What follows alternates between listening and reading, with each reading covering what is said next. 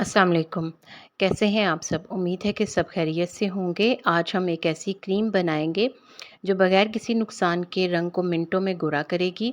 इसके लिए आपने वीडियो को एंड तक वॉच करना है। इस क्रीम में हम किसी भी केमिकल का इस्तेमाल नहीं करेंगे।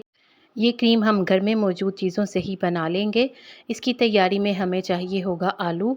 यहाँ मैंने एक बड़े साइज़ का आलू लिया है। आलू तकरीबन हर घर में ही मौजूद होता है। बच्चे आलू शौक़ से खाना पसंद करते हैं, इसलिए आलू तकरीबन हर वक्त हर घर में ही मौजूद रहते हैं।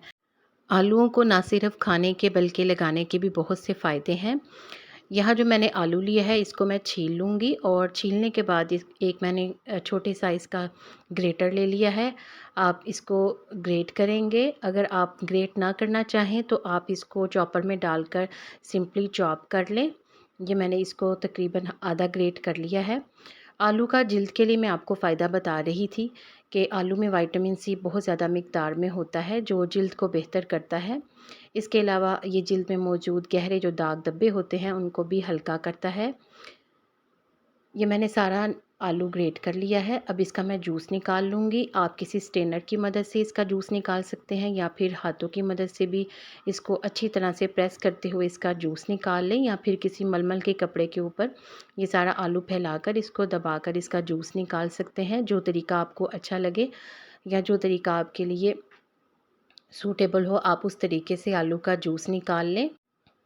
आलू के जूस को अगर चेहरे पर लगाएं तो इससे झुर्रियाँ भी ख़त्म होती हैं, महासे भी कम होते हैं और इसके साथ साथ पिंपल्स को भी ये रोकता है। चेहरे पर मौजूद गहरे दाग धब्बों को हल्का करता है, जिल्द की रंगत को निखारता है। आलू का जूस बालों के लिए भी फ़ायदेमंद है। सारे आलू का रस मैं निकाल चुकी हूँ और ग्रेट किए हुए आलू एक तरफ रख लिए हैं। आलू के रस से हम क्रीम बनाएंगे, जबकि ग्रेट किए हुए आलूओं से हम स्क्रब बनाएंगे। इस ग्रेट किए हुए आलू में 2 चम्मच बेसन डालेंगे। बेसन से हम स्क्रब बनाएंगे। बेसन के साथ साथ इसमें एक बड़ा चम्मच कच्चे दूध का भी शामिल करेंगे।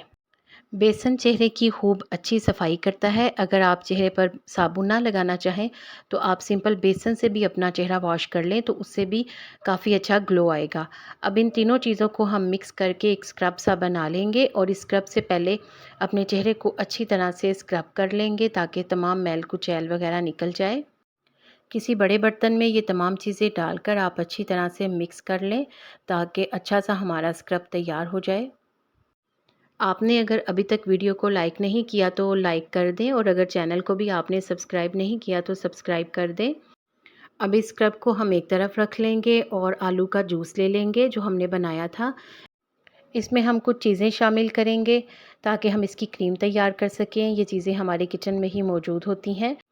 सबसे पहले इसमें लेमन जूस शामिल करेंगे। ये मैंने एक बड़े नींबू का रस निकाल लिया था, वो इसमें अच्छी तरह से मिला लेंगे। अब हम ले लेंगे चावल का आटा।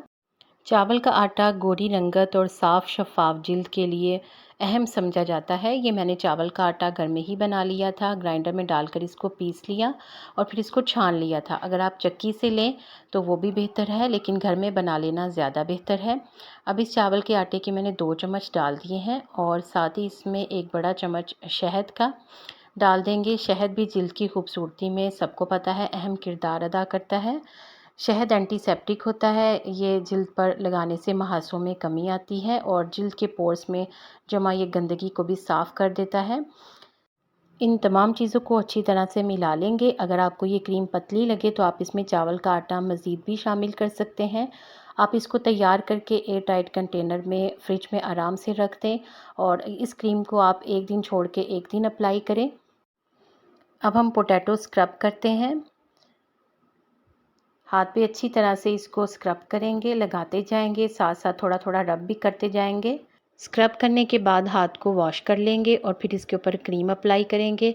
एक दिन छोड़कर आप एक दिन क्रीम लगाएं तो इंशाल्लाह ताला आपको बहुत ही जल्द अच्छे रिज़ल्ट मिलेंगे। वीडियो को देखने का शुक्रिया।